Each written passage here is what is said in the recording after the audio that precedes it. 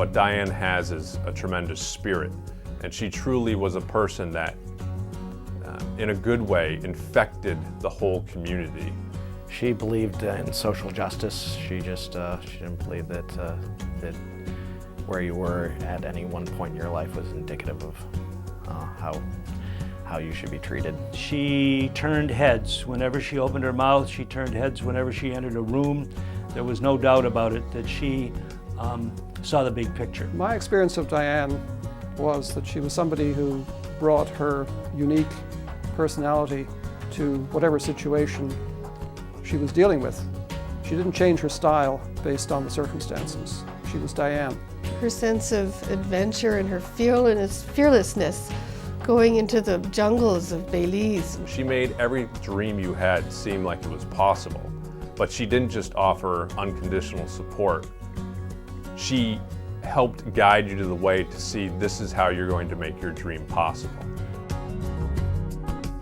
Her father, who was a well-to-do attorney in the Boston area, would come home and over the dinner table would explain to the kids that when you have enough, that you have a responsibility to share what you have with others. She lived a fairly hard, disciplined life, being a lawyer, and she was totally immersed in that. But I feel the real joy in her life came after she retired and started living with Len.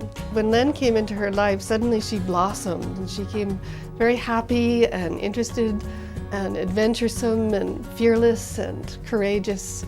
In the 4 short years we were together, we did fabulous things.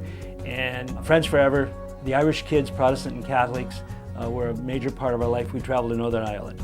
Friends Forever promotes trust and understanding among cultures in conflict. Diane not only was on the board of directors and helped us in that capacity, as well as a strong financial supporter, but more importantly, Diane and Leonard would give up their entire home for 2 weeks. Leonard and Diane had over 100 young people from around the world live here and get the spirit of them within the house. This idea that the world is bigger than your own backyard, but you need to give up your backyard to understand that. Diane would take causes and people under her wing and nurture them and believe in them. I think it was what you might call a maternal quality. She taught me to just be straightforward and honest, and to always work hard and try to do the best job that you can to get through life, and then do as little damage as possible going through it. Diane took me right under her wings when I first moved here. I didn't know anybody, so I remember Diane and Leonard invited me to a giant Thanksgiving that they would have in Portsmouth, and it was filled with 40 or 50 other vagabonds like myself who they had collected and brought into their family. She took that motherhood idea, where she was caring for others, into the jungles of Central America. On a trip to Honduras in 2005 for Sustainable Harvest. The first day in the field, she described it as a life-changing experience. One of the sites we visited that day was building a demonstration farm, and they were a bit short of money, and Diane immediately made a substantial donation to help the local group complete the project. And that was really her way of expressing her life-changing experience.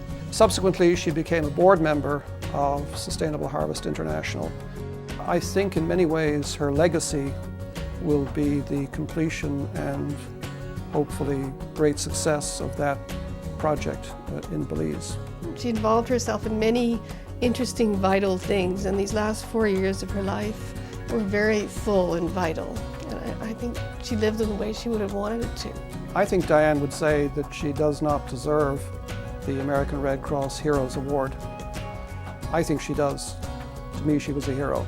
When you still talk to people about Diane, you can see the impact that she had is living on with them, the sparkle in their eye, the spring in their step, the idea that Diane is still here in the sense of the word, supporting them, giving them, buoying their hopes, it's joyful. It is really wonderful to have known her and to have her memory in your mind that you can recall at a moment's notice. And it's fun, and it's exciting, and it makes you smile.